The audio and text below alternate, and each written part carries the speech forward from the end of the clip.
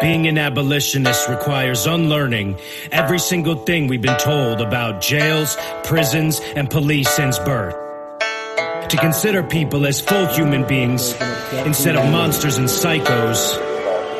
To prioritize community over our selfish need for revenge. This is awkward.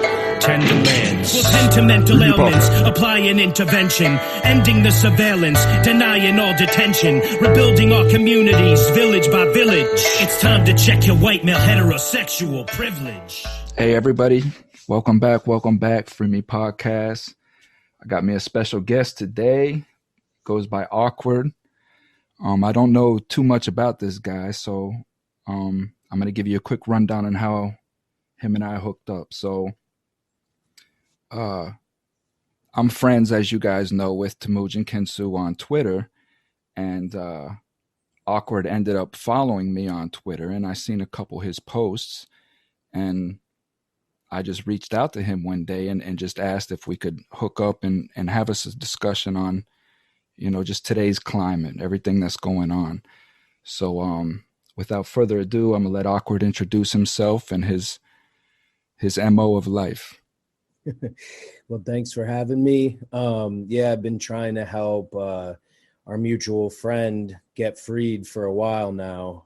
It's long overdue. I know for your listeners, you had him on already, so they know this is an innocent man who's been in prison for over 3 decades. And, they're letting out a lot of people who deserve to be let out as well. But as he says, they're letting out people who have committed crimes. Listen, we've all committed crimes in our lives, those who are deemed criminal versus the vast population of those who've committed one crime or another, there's a stark difference between the two. So I'm not saying Temujin is, never jaywalked or anything, but he certainly didn't kill someone. He was hundreds of miles away, and there's a reason they're not letting him out, and it's political. He's very, and I told him this when I talked to him on the phone months after interviewing him, for the first time, that, he's very selfless.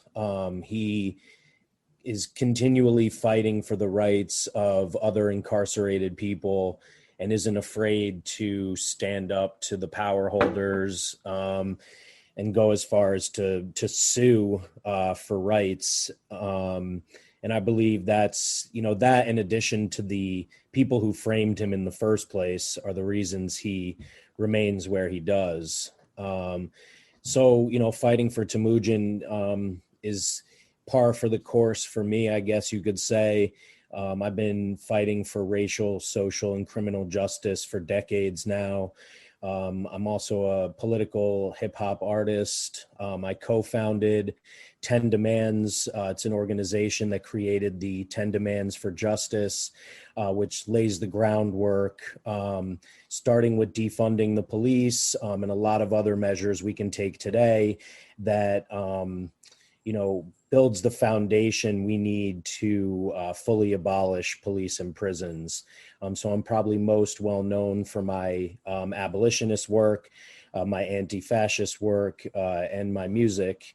My most recent song has the same name as the organization, 10 Demands, and it puts to music all the stuff we're seeing today in over-policing and mass incarceration, and ends with solutions that, many can be implemented today.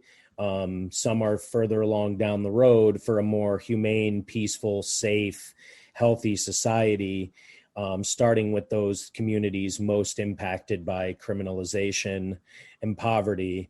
And I think it's worth noting that Twitter and YouTube have done their very best to censor this video. There are multiple warnings before you can even watch the video. And it's not, the video itself is footage from the streets and from prisons and jails.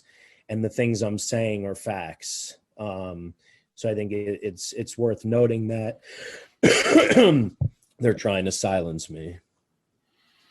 Well, they're trying to silence a lot of people, and that's. I watched the video.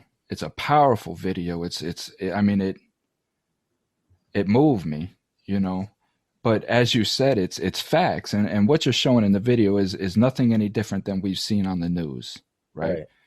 Right. And what you say is absolutely truth, and the censorship that's going on is ridiculous, and it scares me, you know. So you Yeah. have been labeled as Antifa. Right. How does that strike you? Well, to me, if you're not Antifa, you're Profa. If you're against fascism, you're aligned with Antifa. The term carries a lot of weight in more moderate and circles, and obviously all the way to the far right. Antifa has been labeled a terrorist organization, but Antifa isn't even an organization at all. It's entirely decentralized, and there are groups of anti-fascists that have formed all over the country and the world using the label Antifa. That's been around forever. But the person who labeled me Antifa militant is Andy No, a known propagandist, liar, and fraud who sold kill lists to Atomwaffen. So this person's goal in labeling me that was to target me, and and as well as the person that I interviewed that sparked his interest in me in the first place. I was going to ask what sparked that interest in you. Yeah, I mean, I think, I have a somewhat, I'm a public figure. There's a lot of people just like me, though, and not all of them have caught his attention. Andy has an obsession with Portland. Portland has tons of Proud Boys, and Andy protects Proud Boys, and just wrote a whole book full of bullshit about Antifa. That his book has been ripped to shreds. And so I interviewed the DA of Portland, who's got a really difficult job, with, 9 months straight of protests, with a history of tensions between fascists and anti-fascists. And he gets heat from both the left for not doing enough and for the right for being, among other things, friends with an Antifa militant, which is what Andy wrote in his article and tweeted about. The DA of Portland, Mike Schmidt, ran on a progressive platform, and is doing, as far as I can tell, his best in really difficult circumstances to try to change the system from within. When I interviewed him, I was pretty clear, like, I've been trying to radicalize him for since 1999, and he's never going to be who I am. He's I don't think he would consider himself an abolitionist. Again, he works within the system. But just by allowing himself to be interviewed by me, he was lumped in with so-called Antifa, and he and I both received death threats following that interview. Mike finally said publicly what I've known for a long time, that for pretty much, if maybe ever since the interview, maybe even beforehand, but for months and months and months, he and his family have not been safe enough to sleep in their own home. Yeah, there's a lot of craziness going on, man. There's a lot of And craziness. The Proud Boys are protected by the police, along with Patriot Prayer. And, policing itself is a white supremacist institution. Its invention was post-slavery, in order to round up new slaves. And on top of that, police departments over the last, 2-3 decades have been actively infiltrated by white supremacists. So in addition to the institution and the way they are empowered and trained to patrol criminalized communities, there are actual Klansmen and actual Proud Boys on these police forces. And that was really clear when we saw how many cops from communities all over the country who came on January 6th to the so-called Capitol building insurrection. They didn't just, the Capitol Police handheld these right-wing people into the Capitol building, but a lot of the people there from other cities were police themselves. Right. That's what they're finding out. Yep. So what is the core issue going on in Portland? I mean, what is... Well, I mean, I think that, Mike won with what they call like a mandate. I mean, I'm pretty sure it was the largest, percentage victory in the history of the country for a district attorney. So that suggests that the community is pretty leftist. I'm not sure what inspired the growth of Proud Boys in that particular city. But they feel empowered there and, put on marches regularly, and they come and they're joined by other fascist Nazi groups, and they just walk around, threatening people with guns and knives, beating people up. And the police are incredibly corrupt in Portland and incredibly violent, and they are protected. I mean, I just spoke to someone the other day who has, who's facing up to 30 years in prison, for essentially like defending another leftist from potentially being killed, by one of these fascists who just showed up in a bus one day. It's something I plan to talk to Mike about soon. That case is one of many, where, and as we saw, an independent news that, night after night, the city and state police, as well as federal agents, have beaten, tear gassed, and kidnapped and arrested leftist and Black Lives Matter protesters. And when extremist alt-right groups show up, they are not faced with the same police response. They are basically allowed to do whatever they want, including beating up journalists, which has been captured on video. So it says a lot about the city itself, that the community and the police are completely at odds. And it says a lot about our country, because I believe that the vast majority of people in this country are at odds with police as well. And that's what I wanted to ask you. If you could name the climate of our country in one word, what would that word be? Oh man, I don't know if I could use one word. I mean, I think I think the quickest way I could sum it up would be, I think the criminalization of race and poverty, coupled with the collusion of corporations and politicians. It's the 1% versus the 99%. And if you're Black, brown, indigenous, trans, what you're going to experience is just heightened. The statistics are incredible. I mean, cops kill 3 people a day, and Black people are 600% more likely to be the victims. Indigenous people, the statistics are even worse.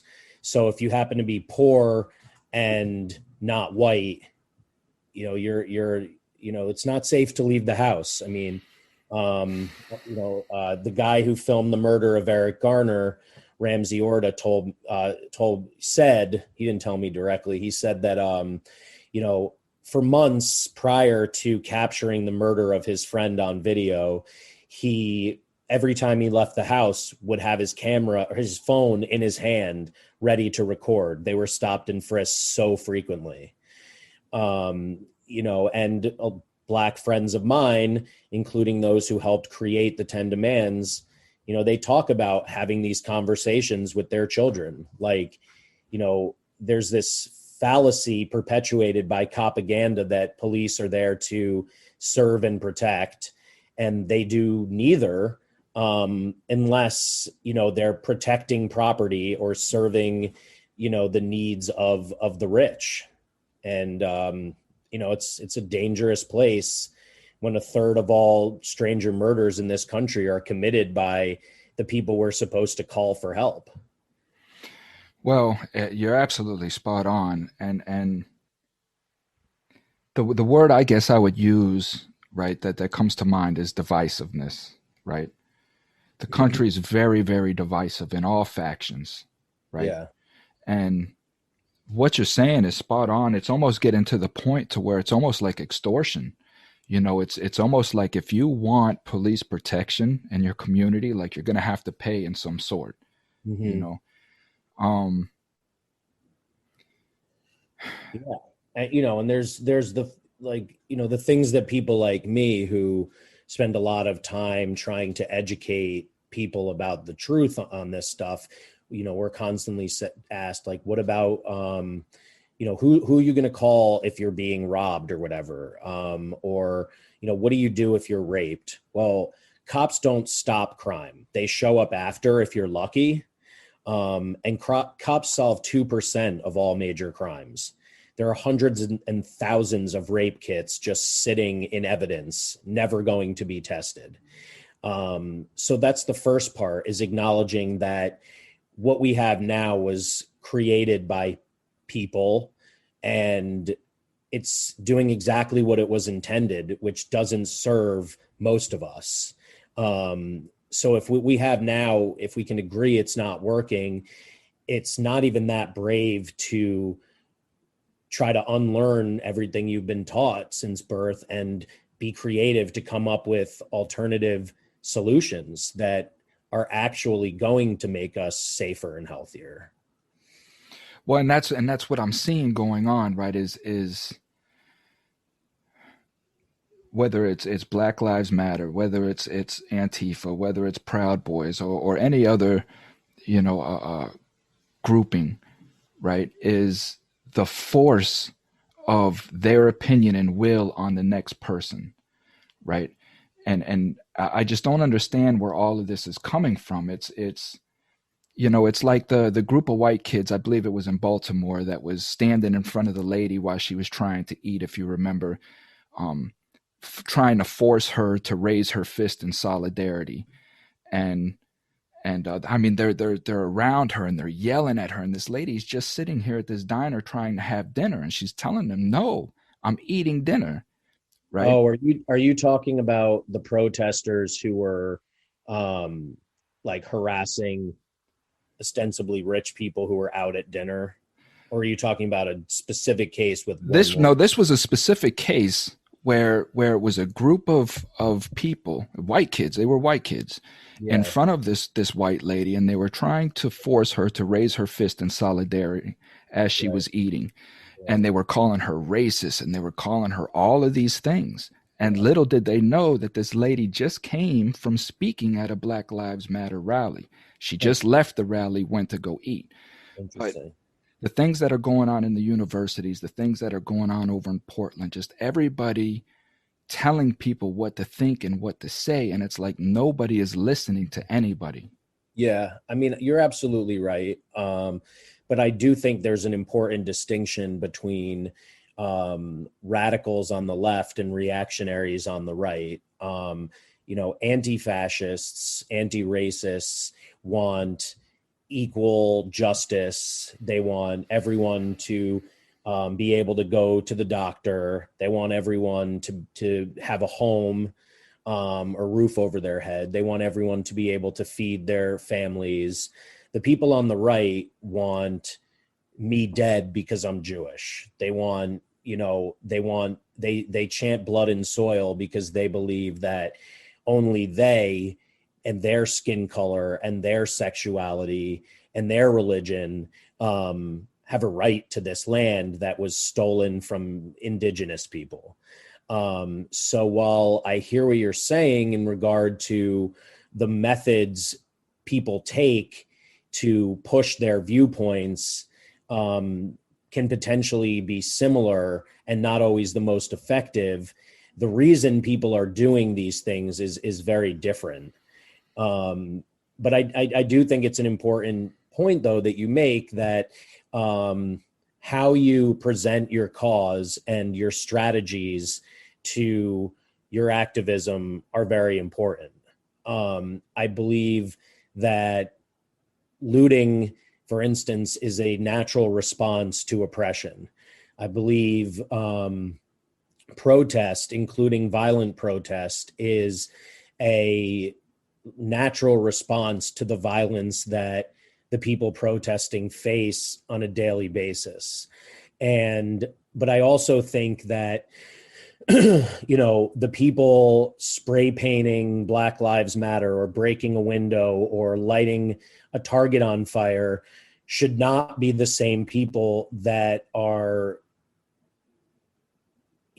sitting down at meetings with city councils to defund the police. I think all of these different pathways are critically important, and we're far less successful in our demands if there's not a threat of violence and a threat of overthrow. But I do think it's important to be strategic and to separate responsibilities, so to speak.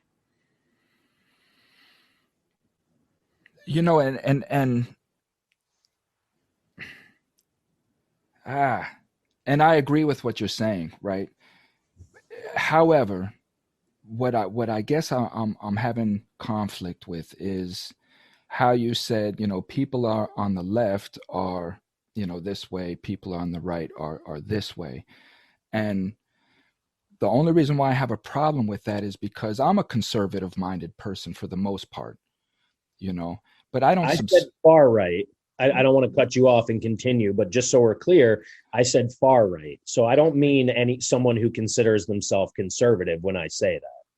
Well, and either way, and you did, and I guess you're going to have radicalism on anywhere you go, on either side, and either side I feel is going to feel justified in the radicalism. What I don't like is I feel like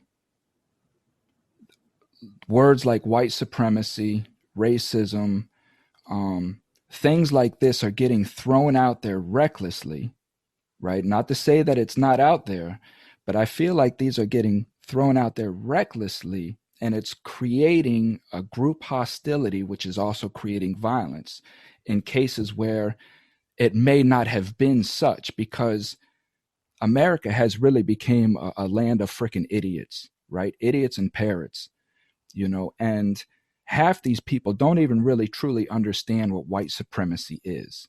Yeah. They don't even understand. All they know about Hitler, right, is that he killed 6 million Jews. They don't understand who Hitler was. They don't understand how he came into power, how somebody like that can come into power.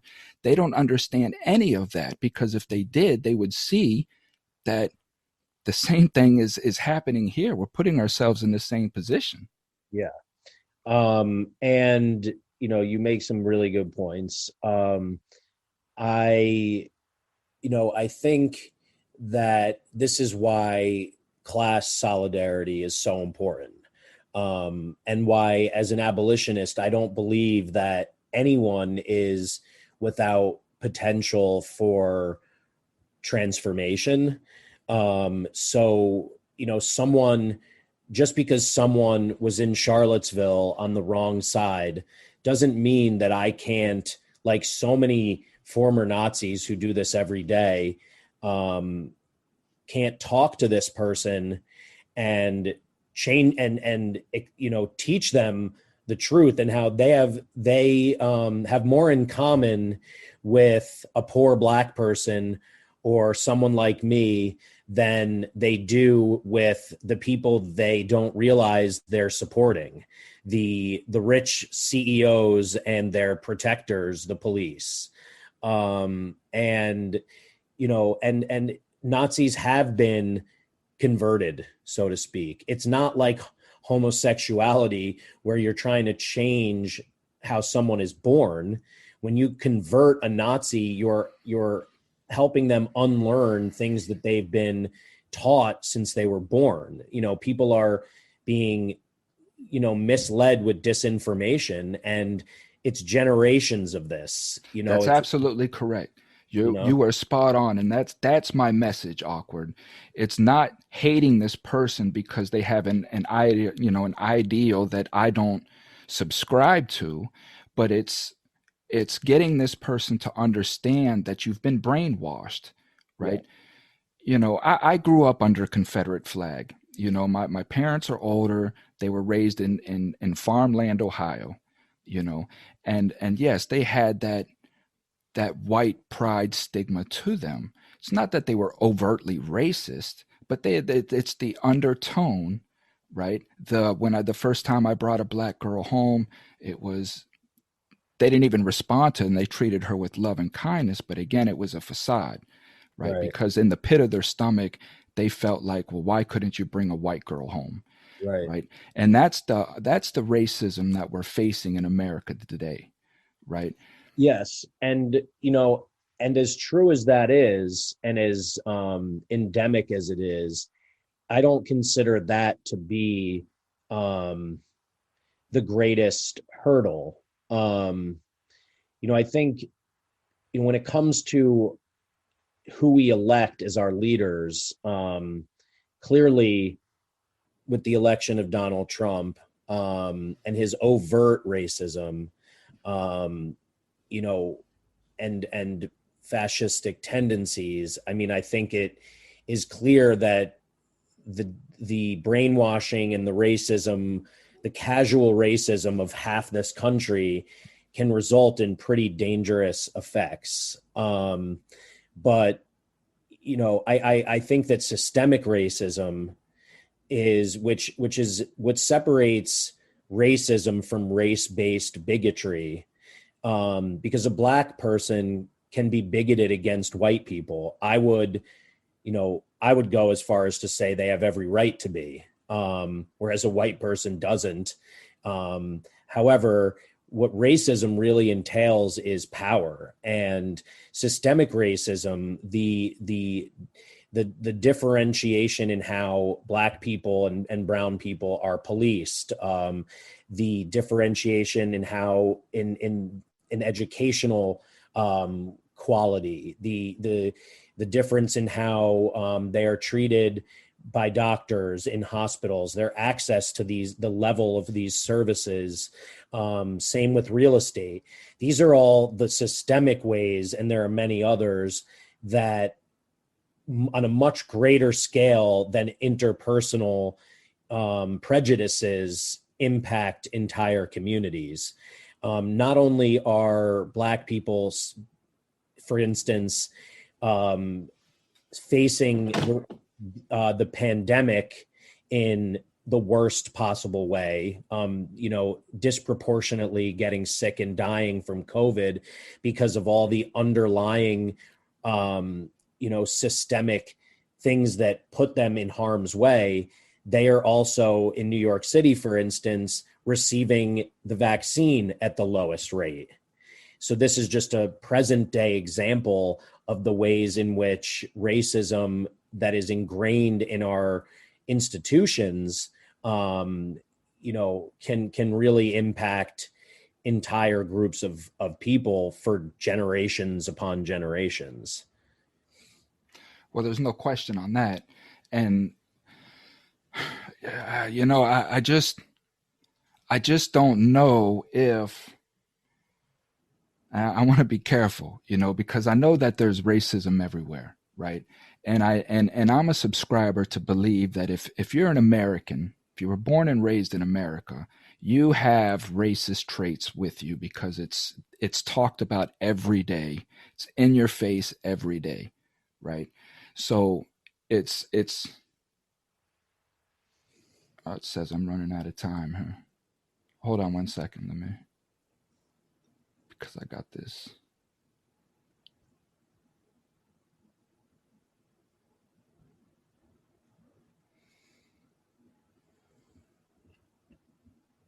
Okay. Yeah, because it had me in there twice for some reason. So if you have 3 or more in the Zoom, it kicks you out after 40 minutes. I wanted to get out of that, but I think our issue is more of a class issue, right, than it is a race issue. And I think because of the way that America was designed 400 years ago, right, it definitely put Black people, the racism that they received back then, it definitely put them 400 years behind us, right? So there's going to be a large class divide in between those races right there. And until we find a way to speed up their education, their foundation where they can accelerate their education to match us, to catch up to us, it's always going to appear that there's racism, right? Well, And I just want to say, and I'm not subscribing to this. This is something that I'm pondering on, right? And what this does is it leaves open an agenda for either party to come in and take advantage of that and use that as racism to create division amongst us American citizens, right? yeah. But I think, it's important to note that, like, the discrimination didn't end when slavery ended. No, of course not. And I think I knew you knew that. But you said that something needs to be done to, like, change educational inequity, for instance. And to me, on the one hand, there are a lot of resources at the federal level. Most of the money is spent on war. And there is, in most states and in most cities, more than enough money. But let's just say that a state or a municipality is suffering. There's a really clear, obvious solution that people are afraid or refuse to accept, and that is to defund the police.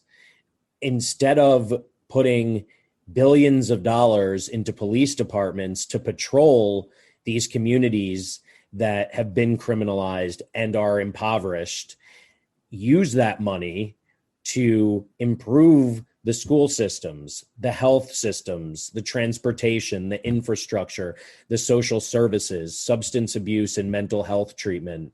When you do this, that is how you equalize. The problem is they don't really want that equality.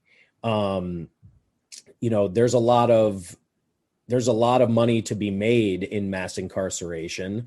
And in addition to that, there really is the belief that a lot of people in this country are second-class citizens. That includes immigrants, of course. There are tons of them in detention centers all across the country whose only crime is coming here and not having citizenship or a green card quickly enough. They haven't committed any crimes other than just crossing an arbitrary border. When you look at criminalized survivors, the number of abuse and rape victims who are incarcerated for finally standing up to their accusers, when you look at all of the people and the race and class components of the people who are incarcerated on drug charges, and in particular marijuana, where white people predominantly and rich people are earning a fortune on legal marijuana, and there are actual exchange traded funds and stocks you can invest in if you're rich enough to get rich off of marijuana, while there are still people not only in prison for marijuana. But if you look at, it's not ending. If you look at New Jersey, where they just voted to legalize marijuana, over the 3 months since that was passed, 6,000 more people have been arrested for petty possession charges. So they're not even listening to laws that are passed because they want to arrest certain people. And so race is a huge part of that. But I agree that poverty is this unifying factor, because all people face situations that rich people don't. If you end up in the system and you end up with a public defender who is not supported by an amazing organization like Partners for Justice, you get the typical public defender who is overworked and underpaid and exhausted. You're screwed. With prosecutorial and judicial discretion, prosecutorial and judicial immunity, they can do whatever the hell they want to you. You could, on 3 strikes and other mandatory minimum laws, you could steal $9 and end up in prison for 30 years. Whereas if you're rich, you're going to be in and out really quickly. So I do think that, as Christian Smalls, who has been leading the fight to unionize and get proper benefits and protections for Amazon workers, told me, a general strike is the easiest thing we could do and the most effective thing we could do. Unlike asking people to march on the streets and potentially get beaten or tear gassed or arrested, with a general strike, all you have to do is stay home. And if we succeeded with this, the billionaires who lose millions in a single day would be on their knees at our feet. It's just a matter of organizing, because we as the poor and working class have a lot in common. Well, and this is again the point of my message, right? Is unification, right? Is we can have a difference of opinion, right? But at the end of the day, we're tax-paying citizens, right? We're both trying to survive. You're my brother in this fight, and you're my neighbor. You're my. So it's us understanding that we're both trying to just come to one common goal, and for me, that's to take back our country, right?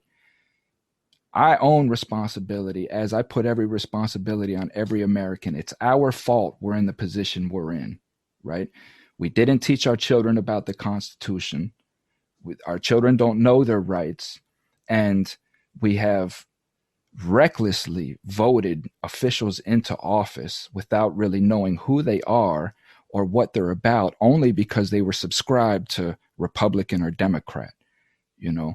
This group mentality that we formed in this nation is what's ripping us apart from the inside, and automatically, because I may say I support Trump or I support Biden, you automatically hate me without even understanding who I really am, just because I subscribe to something that you may not. Yeah. But either one may be more beneficial to my life than it may be to yours. You see, so I don't think, and I think, well, for one thing, I think we've been this divided from day one.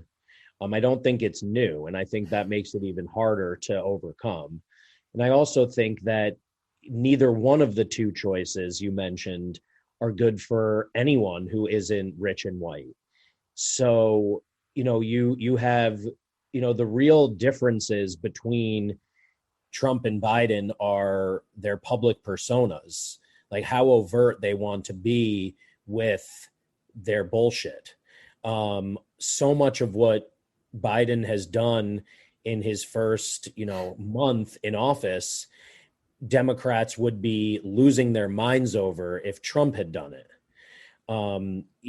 That's the problem with reforms also, that only strengthen the system we're trying to dismantle. Biden was touted for saying he was going to sign contracts to end private prisons, for instance, but private prisons only represent 8% of all prisons. And if and when these private prisons are closed, all of the people in them are just going to go to different prisons. It's And still let me assumed. and let me say this, right? I want the public to know this. Private prisons, you are treated better in private prisons. You get more amenities. You're just able to have a little bit more relaxation and freedom. Everybody was trying to get to private prisons. So what this guy did is not a favor for the criminal justice system. It's certainly not a favor for anyone who is incarcerated. Right. And it assumes that prisons are still the only option. It's still the only answer. So it only further entrenches us in this system that mass incarcerates. I think those who are hating people based on their vote for president are very misguided and focused on the wrong things. Overall, I think that down ballot elections are significantly more important. Who you vote for on the local level is where you can really see change. Who you vote for your city council or your mayor is going to impact your life more than your choice between two plutocrats. One of them who says Nazis are very fine people, and one of them who wrote the crime bill and was a segregationist. Right. And what are you going to do? Like up in New York, you're up there in New York, right? Yeah. So I just read an article this morning up there in New York City about teachers that are advising parents to explore their whiteness. What? You haven't heard this? So up there in New York City, it was an article that came out this morning. They're advising parents of students to explore their whiteness to see what kind of white person they are. Oh, so not like to celebrate your whiteness, but to understand what your whiteness means. Not to understand what your whiteness means. I'm trying to see. Because that's a huge differentiation. Like if it's like, be proud of who you are, which is fine, but you shouldn't be proud because of your skin color. You should be proud of who you are as an individual, your family history, your culture, that the part of it that doesn't involve descending from slave owners. But understanding your whiteness and the privilege that comes with, I think is very valuable. So here from Fox News. Well, that's a bad start. Well, it says New York City public schools ask parents to reflect on their whiteness. A city public school principal is asking parents to reflect on their whiteness, passing out literature that extols white traitors who dismantle institutions, education officials confirmed on the Post Tuesday. So if they're calling white people who are against racism race traitors, then that's clearly a problem. So the chart, they actually have a chart, and it goes from all the way from white abolitionist, which is the green side of the chart, all the way to white supremacists. And there's 8 in between, okay, which is the red side of the chart. So again, this is my point is this issue on race is pushed in our face. We can't let it go. And you're right in what you said, right, about us being divided from the beginning.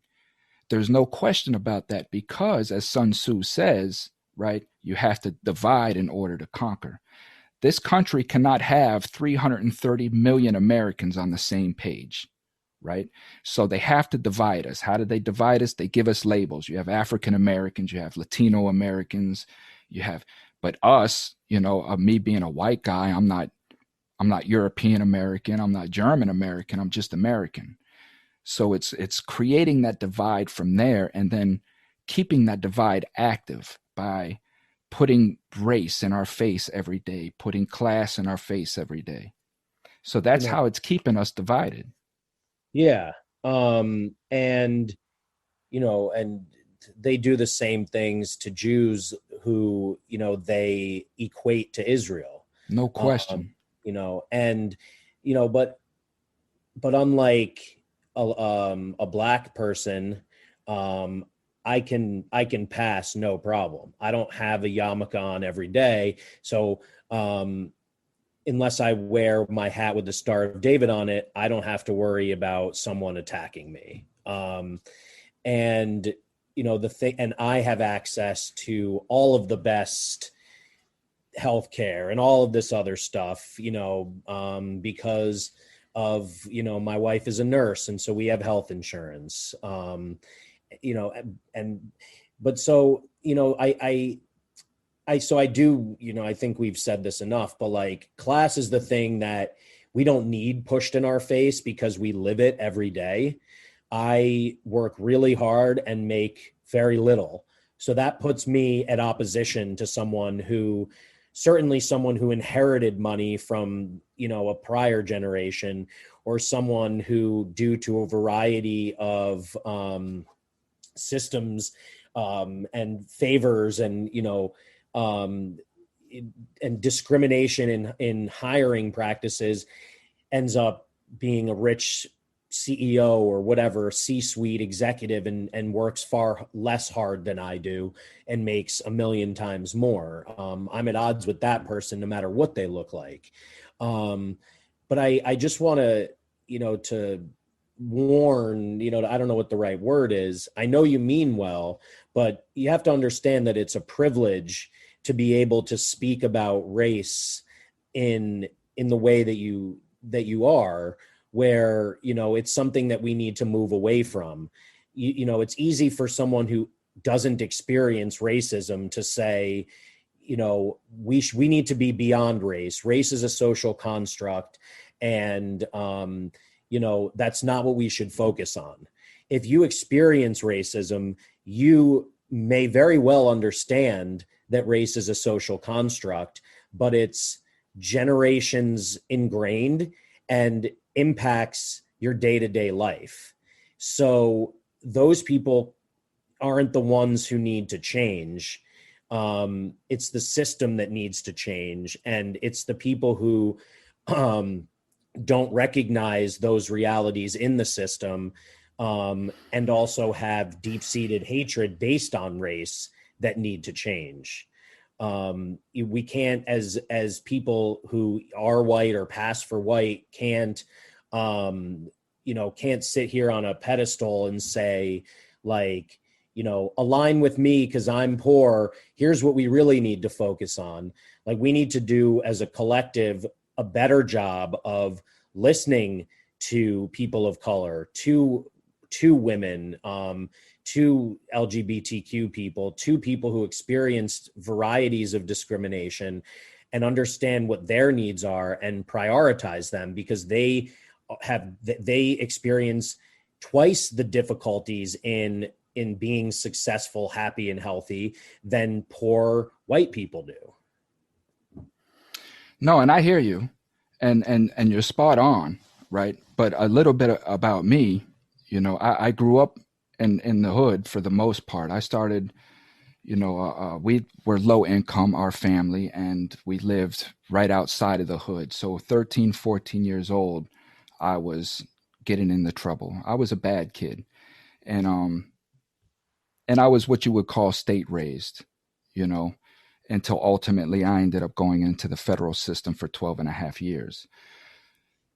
I know that the system is racist, right?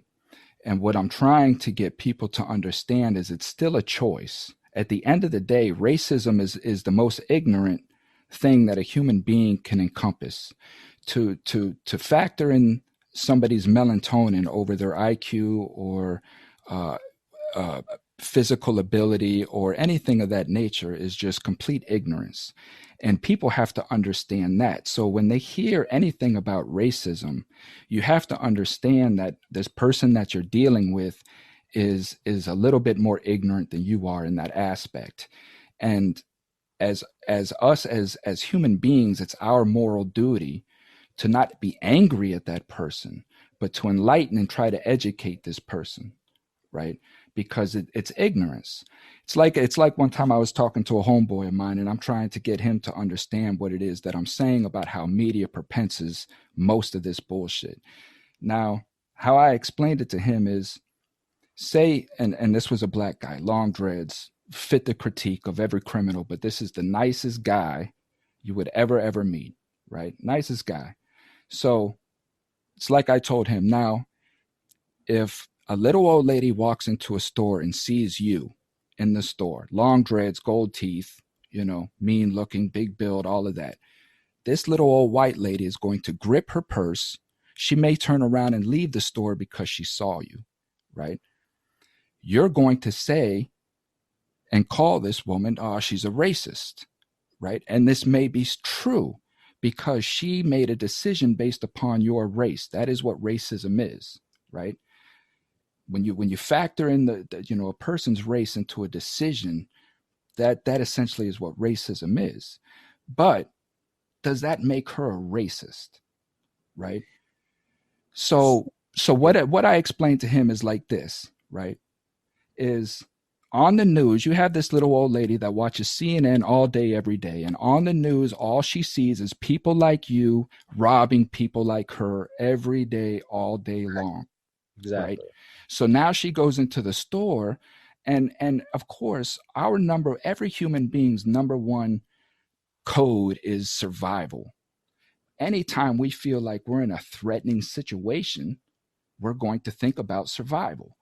And this is what the media does. Now, he, of course, said that was bullshit. Oh, that's bullshit. That's bullshit. So I asked him, I said, well, let me ask you a question. If you get on a plane and you see a Muslim on there with a turban, what are you going to do? He's like, man, I'm going to get the hell off that plane. I said, that's the same point that I'm making, because the news media has told you that Muslims with turbans and long beards have bombs and they blow up planes. So now when you see that image, what are you going to do? You're going to get off the plane. Mm-hmm. Yeah, that was a great analogy for him. And it's absolutely true. I mean, when mass incarceration really reached its height, and new prison construction was at its height, crime was rapidly decreasing, but media stories of violent crime was rapidly increasing. So they used the media to support the tough on crime policies that enable them to further this mission. It actually has nothing to do with what is designed to keep us safe or not. And you're absolutely right that when you watch the news, that's what you see. And what they're able to do with the laws they're able to create from this is target who they want to, whether. That's absolutely correct. Right. So like when they passed the Patriot Act, they immediately used the Patriot Act to target leftist activists. Now, after January 6th, they're arresting leftist activists, including people who were for the crime of their social media tweets, never actually committing a real crime, right, but for trying to organize, for instance, to protect the Capitol from far-right extremists. So, you see the way these same corporations that own the media also have a financial interest in policing and incarceration. The same corporations that donate to police foundations donate to politicians who pass the laws to incarcerate more people, build more prisons, which then pay people 8 cents an hour to work for these corporations.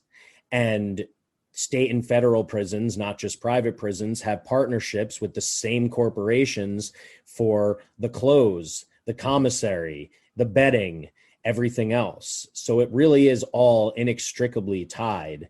And that's why, when you think about like, what is a solution to, people being patrolled in their own communities by people from other communities, people being arrested on petty charges, and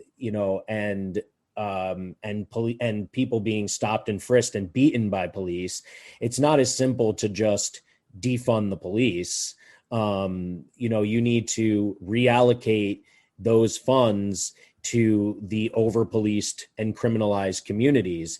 You need to remove police from schools. You need to end cash bail. One of the first things that we need to do is get rid of high crime areas, right? This is what I've been talking to a couple of attorneys about. What do you mean by? So in judicial, right, and in law, right, you have what is called high crime areas. 99% of all high crime areas are low income minority communities, right? Right. So because now you have this moniker called high crime area, you're allowed to double the patrol. You're allowed different amenities, different tools. Do you mean getting rid of the term high crime areas or whatever? Or do you mean like, what is the solution you're saying? Stop separating. Like there should be no extra charges. No, there should be no extra patrolling because this is so-called a high crime area. Just because this area has a little bit more crime than the other, right, does not mean that you can now focus all your attention on this high crime area. And you have to consider two things. One, you have to consider two things as to why it's a high crime area. One, crime typically results from desperation. So if people are poor and they have no other solution, they're going to commit a crime. Right. Very few people commit crimes for fun. The other part of it is they're already criminalized and over-policed. So if there are patrols racially profiling and targeting specific people using like laws against gang violence or loitering or all these other things that, have been created post-slavery to target specific people, the crime rates are going to go up. If there's no police in a suburban community, there's not going to be any crime, even though there is crime. White people, for instance, are just as likely to use drugs and are more likely to sell drugs. But that's not what you see in the prisons because no one's bothering them. Well, yeah, and that's true too. I mean, it's just like, again, yes, I've experienced racism. A white kid in the hood at 3:00 in the morning, right? I was pulled out of the car. I was shook down on the side of the road for no reasons. The difference is I didn't live in it. You see, and this is what I explained. But for me, right, just being, I guess, the kid that I was, that was my first inclination was, well, damn, can you imagine if this was every day and everywhere you went, you were just, targeted or focused or set aside as being something? So that is kind of when I started to realize that a lot of my education growing up was false, and that it was and that it was a lie, and it was race based. Right. And imagine coming from a poor home where you may not even have a father figure, or if you do, there's people working multiple jobs. You can barely, you may not even have enough money for breakfast. Like you go to school hungry and you have to walk through a metal detector. You have to walk past a cop with a gun who has body slammed one of your friends before. Then you have to sit in a class with a teacher from outside your community who's telling you things that don't line up with your existence or things that will actually help you, have a better future. Like when you go to a militarized school, you are far less likely to benefit from whatever, bullshit education you're even given. Well, there's no question, because you're in fear of what's going on around. You can't concentrate on school like you can, an upper class, school. And truancy laws and and disciplinary measures, expulsions, like all of these things, just like everything else, disproportionately target people of color. That's the school to prison pipeline. They're born, into neighborhoods with bars. They go to schools with metal detectors and cops. And next thing they know, the studies have shown that, an interaction with a police officer increases the likelihood of future criminality. So once you have your first interaction, it's, if it's not your first entry into the system, you're not too far away. Meanwhile, while I also was a bad kid, I had a lot of run-ins with the police myself. When I was older, I was in Wilmington, Delaware, in a Black poor neighborhood, and all of a sudden I hear police sirens and two cop cars like come to a halt right next to me on the sidewalk, and I'm like, the fuck did I do? Like, I'm pretty sure I had weed on me, and I just like, this could be a major problem too. Like, I don't live anywhere near here. They pulled me over as I was walking on the street to tell me to get in their car so they could drive me to wherever I lived or my hotel to protect me, because I was in a neighborhood where these dangerous people were going to. Yeah, you have no business being down there at that time. Exactly. They were trying to protect me. And I was like, I'm perfectly fine. The only people who bothered me since I was on this street are you guys. I passed a lot of porches with people on them. No one said a fucking word to me. And again, that's it, right? Like, from my experience, Black people don't want to be talking about this crap. They just, they don't want Black History Month. They don't want this crap. They just want to be left alone and treated the same as everybody else, and this is what I'm trying to get people to understand. Like, why are we even talking about this? This is the stupidest shit to talk about, man. I mean, we're talking about it because we have to. And, Black leaders. This is the point. Right. I mean, but Black leaders, Black revolutionaries, Black feminist abolitionists, they're the ones leading not just these conversations, but the efforts to actually make the changes that will help their people. Certainly the average person doesn't want to waste their time with this because they're too busy trying to survive. And all of the performative bullshit and platitudes does not help. Black History Month should be every month. We shouldn't need a month to talk about the amazing contributions of Black Americans. Those should actually be in our history books. They're just not. It's ridiculous, man. Painting Black Lives Matter on a basketball court, or like, Black Lives Matter on the back of a basketball jersey doesn't fix the problem. It's just it's made to pacify people. Right. Like, oh, we're doing something. Like, that's not actually doing something. And that is disgusting to me and my wife, because we have to sit here and we watch a football game and we see all of this crap during the football game, the basketball game. And it's like, come on, man, stop it. I mean, she's a Black woman and she's tired of seeing this because we know that it's placation, right? It's just fucking placation, man. And it's Meanwhile, disgusting. There's no Black coaches in the NFL. They won't let Colin Kaepernick play. And so yeah, I mean, like, I was pretty, like, I don't give a shit about the NFL. I just boycott them. But the NBA, like, I was pretty vocal when, there was like people complaining that LeBron didn't want to put like Black Lives Matter on his jersey. It's because LeBron understands, for one, they didn't even ask the players what they should put on the jersey. They presented them with the options. They didn't even get to have a say in what should be on there. So that says right away that they're not actually listening. And he was like, I support anyone putting this on their jersey. I'm not doing it. The reason is because he knows that it's bullshit and he's busy building schools for people who don't have good schools. Right. Yeah. And,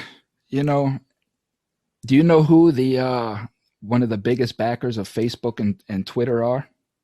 Who? So it's a company called Dinobite. Hmm. Dinobite is owned. It's a company in Beijing, and it's owned by the CCP. And a lot of the research that I've been finding is the CCP and China is big donators of a lot of companies. They own most of Hollywood, and they're big backers of the NBA as well. Interesting. And what do you So, think that says? well, that says a lot when it comes to our media, because it's, again, this is what's being filtered to us. This is what we're in front of all the time. You know, it says a lot about the ignorance of Americans not understanding and realizing, one, what the CCP is, and two, what the agenda is as far as coming in and brainwashing the citizens with this crap. You know, I blame it all on media. You know, and the more I sit back and look at it, it's like in the 80s and 90s, right? The late 70s, 80s, and 90s, you had a series of all of these freaking shows that came out. Facts of Life, The Cosby Show, all of these shows that painted a perfect life where a problem arose at the beginning of the show and a half an hour later, the problem was solved and everybody loved each other. And that's just not life, right? And it painted like this fictitious, what was the movie with Jim Carrey? Liar, liar, you No, mean? no, no. The one where he Oh, was the in Truman Show. the Truman Show. It created this fake reality like the Truman Show, right? Where now we have a bunch of these sensitive people that, like, they want to create laws to stop you from just calling me a name, right? Because they can't handle being called that name. And I think that Yeah. I think that all of that, because now you have to think that these kids that grew up on these shows are now in politics, in big tech owners, CEOs, Yeah. right? And they're cutting deals, and accepting money from people that they shouldn't, and agendas change. Yeah. Yeah. And I mean, it's a really thin line between, being like fully invested in freedom of speech and trying to protect against hate speech. I'm not for censorship. We began this conversation talking about how I'm being censored. And, I found, I didn't fully support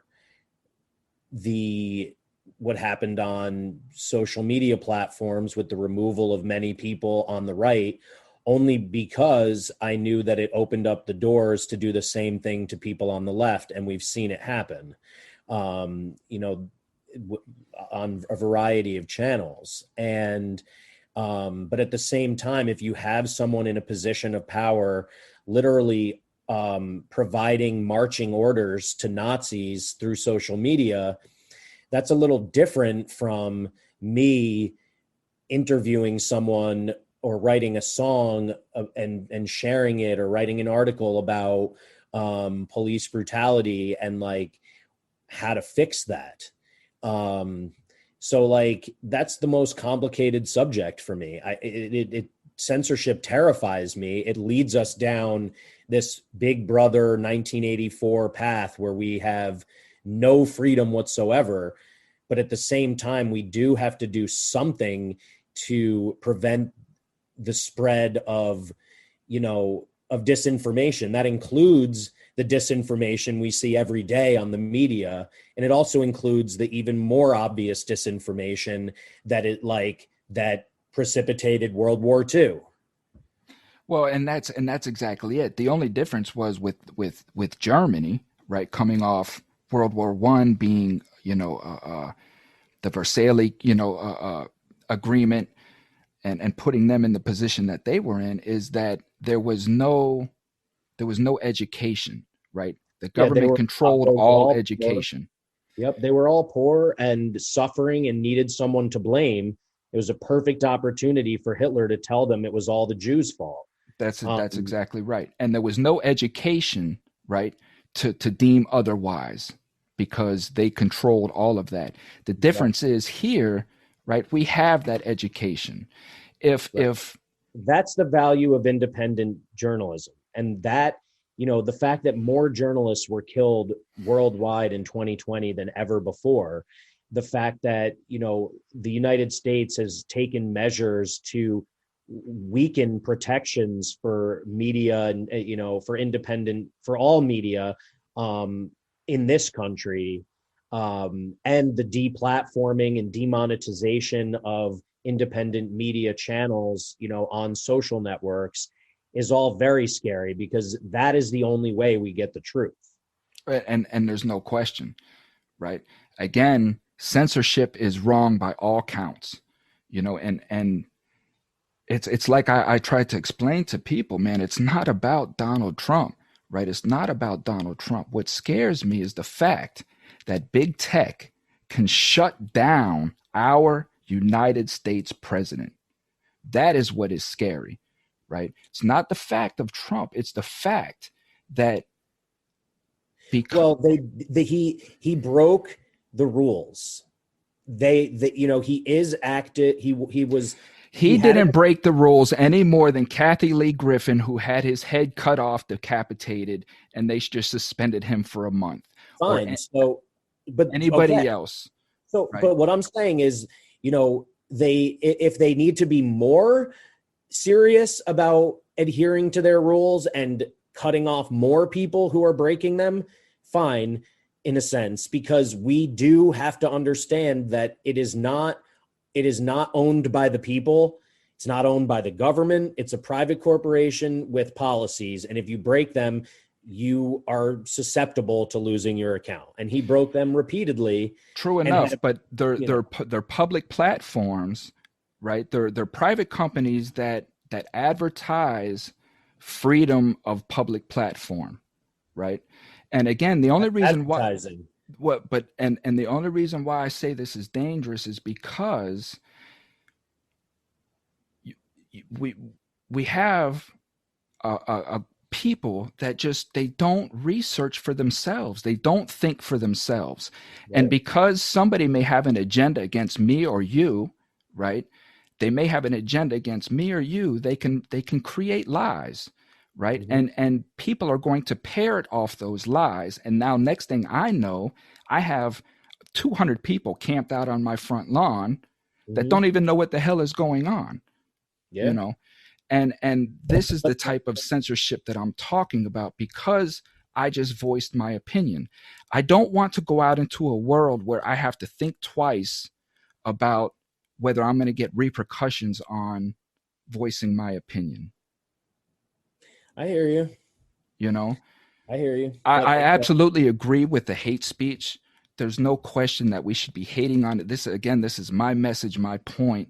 Like, for instance, I had somebody on my Facebook that was a troll, I guess.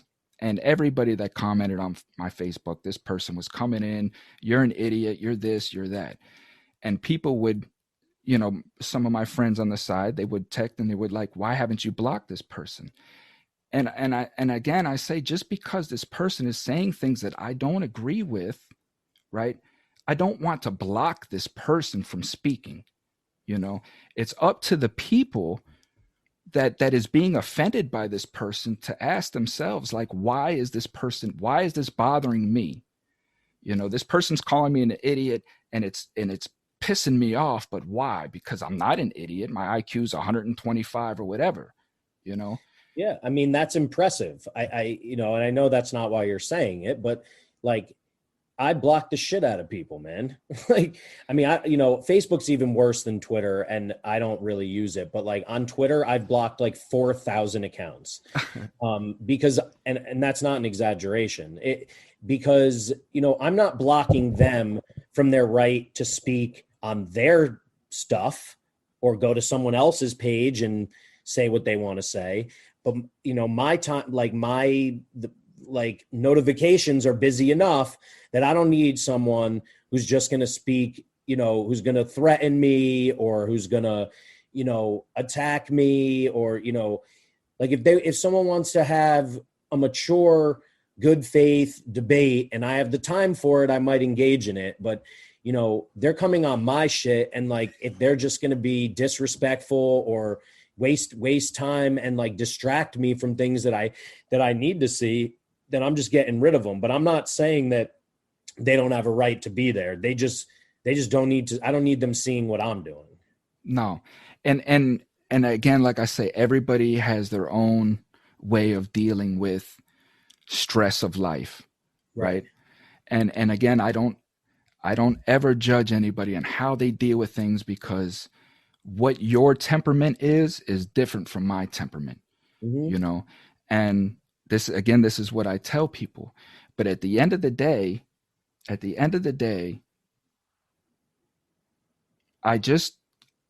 feel like, well, let me say this, because I left when I left before MySpace. So I didn't grow with MySpace, Facebook, Twitter, all of this stuff. I came out and was introduced to all of this stuff, right? How long have you been out for? Since 16. Okay. And I was gone in 03. So I feel like with the advent of this blocking system, right? Because remember, before then, you couldn't really block somebody. You could hang up on somebody. You could not answer your door if they came to the house, but there was no system of really blocking people as is now. Yeah. And we've gotten into this habitual fever of just constantly, if you don't like what somebody says or they annoy you, you just block them and it erases them. Mm-hmm. And what I've seen in my 17-year-old daughter, right, is the fact that whenever she hears or sees something that she don't like, she just shuts down from it, like she's blocking it mentally.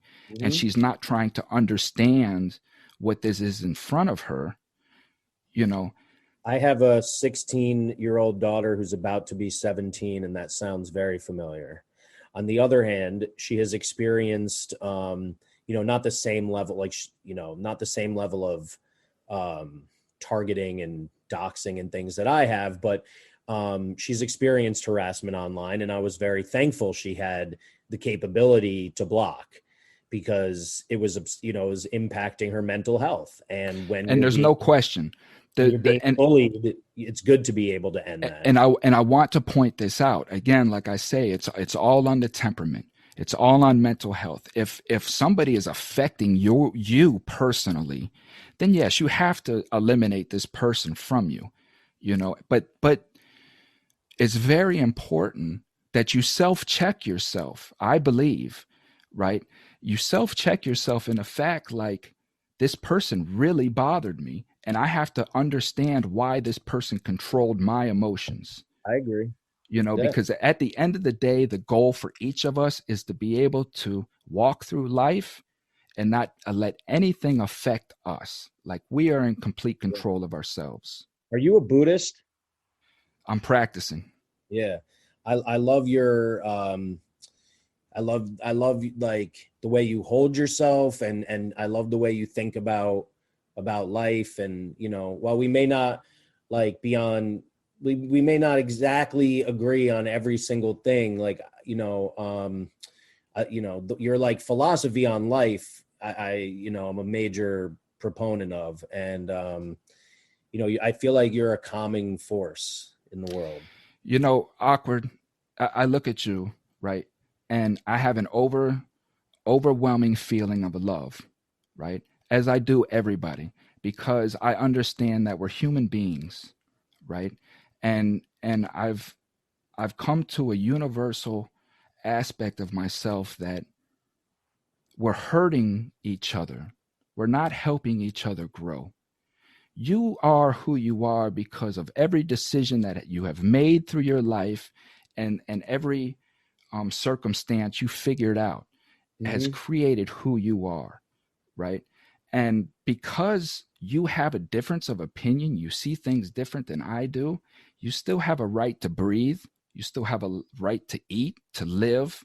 And I understand at the end of the day, you and I and everybody else, we're just trying to survive. We're just trying to be the best that we know how to be, with the circumstances that we came up in. Yeah. Right. And they're fucked up circumstances because we've been lied to. We've been lied, we've been manipulated, we've been brainwashed, right? Yeah. And I understand all of these things. So when I have a gentleman like you in front of me, I'm able to sit down and listen and just open my mind to what you have to say.